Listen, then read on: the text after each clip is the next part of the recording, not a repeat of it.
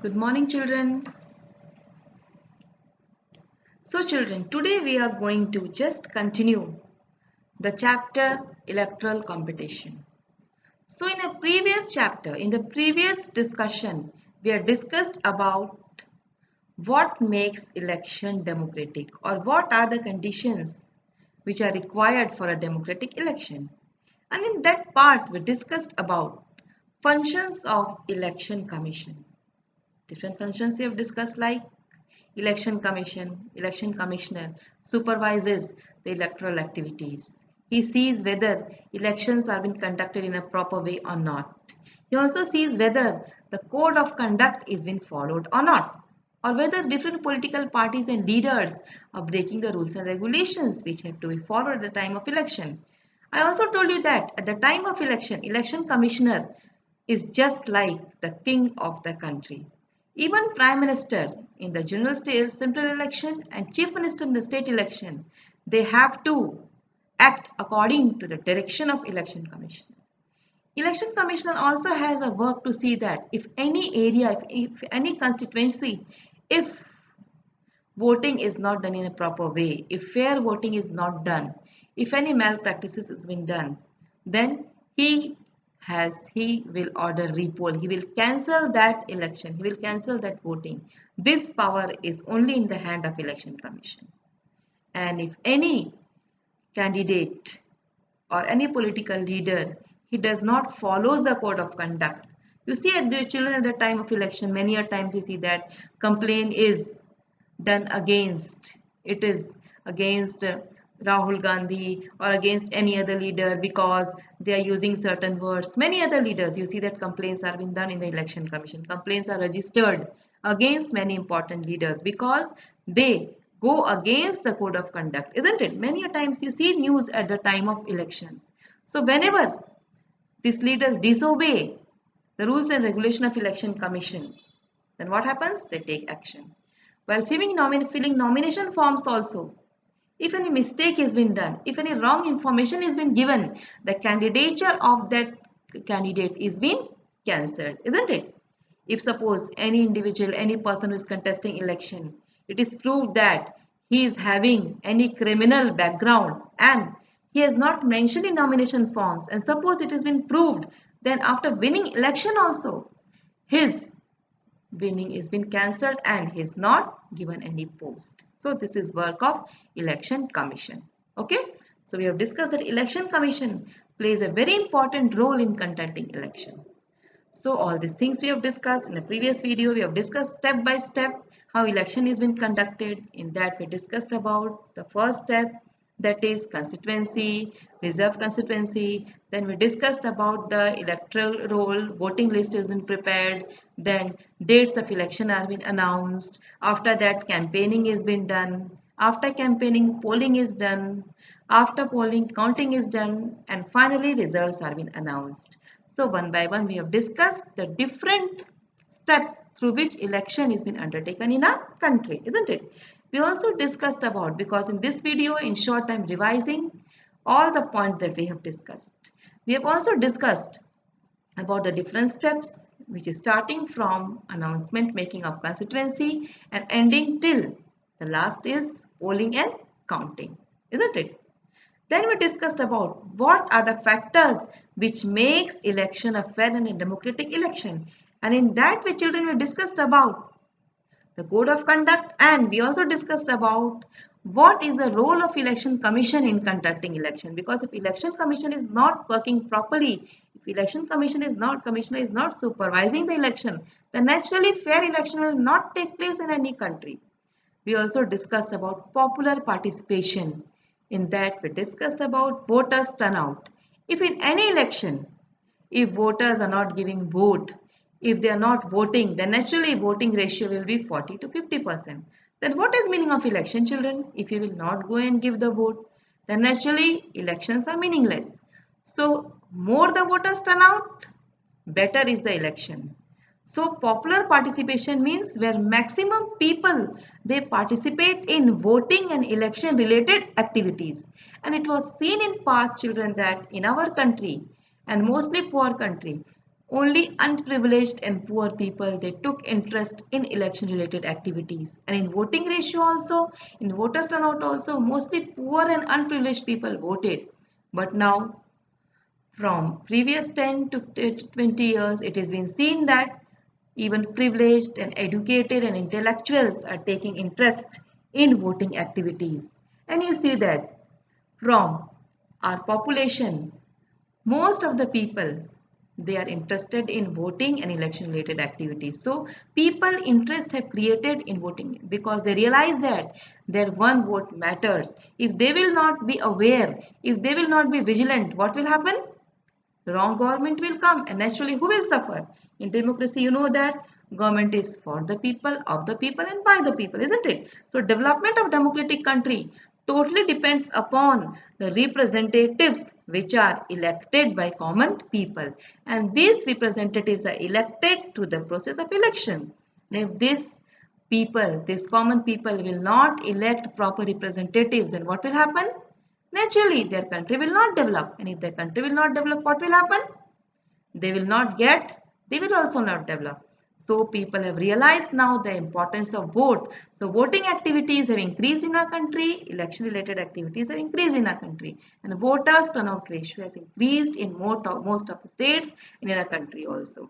So in short, we can say that for fair election, role of election commission, strict election commission, honest election commissioner, then popular participation, higher voters turnout ratio. These things are very important. If these things are not done, we can say that fair election is not taking place in our country. So all these things we have discussed in my previous videos. We have revised all the topics, all the concepts of this chapter in short. So today we'll just conclude this lesson with the last part of the lesson, that is challenges of elections in our India. What are the different challenges which are faced in the electoral system of our country? One by one we will discuss all these points, children. While I'm giving my videos, you reopen your book. All these points are directly given in your NCERT book. And it is my advice that please don't refer any other extra books. You take in your exam, you write maximum points from your NCERT books, isn't it? Because in NCERT books, exact whatever points are given that I am explaining you. Okay, so one by one we will deal with the different aspects, different points, that what are the different challenges that are faced by election in our India. And these challenges we have to discuss in class 10th also. In class 10th also the same challenge will be repeated. So we will just start. The first and foremost challenge that is faced by elections in India is role of money and muscle power. Still in our country, only those people, those who are rich, the candidates, those who are rich and those who have more money, their chances of winning elections are more as compared to poor candidates. People, those who are financially, the candidates or the people who contest election, those who are financially strong, those who have more money, their chances of winning election is more as compared to people those who are poor. That means still in our country, more importance is being given to money rather than leadership quality. So until and unless the role of money and muscle power will not be reduced, will not be removed from electoral system, elections will never be fair in our country. Still in our country we see that though there is strict election commission, still in our country we see that people win election on the basis of money, isn't it? Because at time of election campaign, they use lot of money for bribing the people, isn't it? For giving different benefits to people. And you see that in our country still, the poor people, they just believe in short-term benefits. For example, if any poor section of society, if any person, those who live below poverty line, they are said that you give vote to a party, will give you 10,000 rupees. Thus they will agree because at present they are getting 10,000 rupees. They will not worry about what will be the future. They never think that these people, if they will come to power, they will not think of our education. They will not give us job, but just that they will think about the short term benefit. That is, at present they are getting 10,000 rupees. So role of money this is a very important challenge which should be removed. Next is still we see that the more impression or more pressure of different families in our electoral system. Still we see that many families, they have more importance in our country. People give vote not on basis of merit. They give vote on the basis of from the which family background the candidate belong. Still, I'll not tell names of the families, those who are ruling our country for many years. But still, they are privileged. We see that they don't have quality, but then also they win election because they belong to certain family. And there is influence of families in different states. You can take example, state of Uttar Pradesh was influence of one family. State Bihar was also under the rule of one family. You can take example of our country. In our country also, for many years, single party ruled our country, that is Congress party, and in Congress party we see that only one family dominates. So until and unless the family domination, the family influence will not be removed, electoral system will never be fair, isn't it? So these are the certain limitations, money and muscle power we see. Then we see that role of criminals, they are still being given tickets in our country. Merit and leadership qualities not been given importance. Influence of different families. Then still we see that though there is strict election commission, but then also in many places various wrong practices are being done at the time of voting. So these things should be removed. Then we also see that still votes are demanded on the base of caste. People use the name of caste and religion for just at the time of campaigning for winning election. So influence of caste and creed in voting system, this should be removed. So these are the different challenges which are faced by elections in our country. So these are the some points which are given in your book. This you have to write point wise and then explain. So we have discussed the challenges of election system, isn't it? So we have discussed all this. The chapter is completed. A separate question can come from this point, that what are the different challenges. Many other points are also given, that also you can consider. What are the different challenges faced by electoral system in our country? So we'll write all the points and you will discuss that elections are not conducted in a fair way.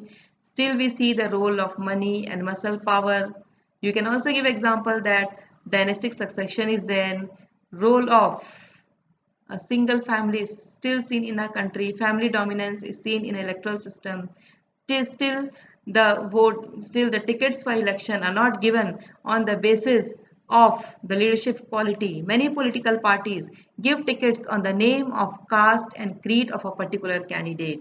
This we study in class 10th also, that on the name of caste, tickets are being distributed. Tickets means the seats for contesting election, are the chance for contesting election are not given on the basis of the leadership quality. A poor person, though he is very meritorious, though he has leadership quality, but his chances for getting ticket are less as compared to person who is influential and he belongs to particular family. So all these challenges are still present in our country in our electoral system, and these challenges should be removed. Then only we can say that fair and democratic election can be conducted in our country, isn't it? So this is the conclusion of the lesson. Now, after this conclusion, I will give you the different questions which can be asked from this chapter. And whatever questions I have given you, I told you in my interactive class also that you take out your books. I will dictate you the questions and that will be your exercise questions, and the answers are given in your book. Now, the first question which can come from this topic is, why do we need election? Okay, this is very important. I've already explained it in my first video. Why do we need election? The second question that can come is, what are constituency and reserved constituency? This question can come for 3 marks. Then a question can come that, then a question can come that electoral competition is good or bad, or competition should take place or not. For this also a long description I have given you in my video, and it is given in your NCERT book also, that whether competition is good for election or not. From this point also, from this part also, long question for 5 marks and 3 marks can come. Then a question can come, what is voter list? How nomination form is been filled? What are the different criteria which should be mentioned in nomination field? What is transparency which is maintained in filling the nomination of the candidate? This thing I told you also, that in past while filling nomination, everything was privatized. It was not shown to everyone. But now if you fill a nomination form, if any candidate fills a nomination form, it is publicized. That means everyone knows what are the qualities of a person to whom he is giving the vote. So these are the different questions. Then a question can come, what is code of conduct and what are its provisions? I've explained you very well what is code of conduct. Then a question can also come that how election commissioner is been appointed and what are its function? Children, this long question can come for 5 marks and the answer is directly given in your book. You see NCERT book, direct answer is given. That how is he is appointed? I told you that by president, and his functions are given separately point wise in your NCERT book. Then question can come, code of conduct I have told you and its provisions. Then question can also come that just now I have explained you that what is popular participation and how it leads to fair election. And in popular participation, as a diagram is given in your book, you have to draw it and show that how in developed country mostly rich and privileged people give vote, and how in underdeveloped country mostly poor and unprivileged give the vote. The question can also come that what is voters list and voters turnout ratio and how does it affects the results. Then a question can also come that what is EVM machine and how it works. What is voters list? What is secret ballot system? Many such questions can come. What is voters list? What is secret ballot system? What is EVM machine? What is EPIC, election photo identity card? This can come, children, in a short question, that is 1 mark. That what is EPIC? What is full form of EPIC? And why it is essential now? Isn't it? What is voter list? What is another name of voters list? That is electoral roll. This question can come. Then a question can also come that which I have taught you now that what are the challenges which is faced by electoral system in our country and how these challenges can be overcome. You have to mention all the challenges point wise and then explain them. So these are some set of questions which can come. A question can also come that name the party of Devi Lal in Haryana which won the election. The party is Lok Dal. How did he win the election? How did he do the campaigning? These all things can come.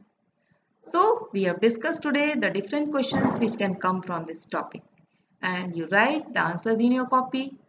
And in next video in interactive class, we'll discuss what are the difficulties which are faced by you in writing the question and answers. So this topic has been completed. In next video, in next class, we'll discuss the different problems faced by you. Thank you, children.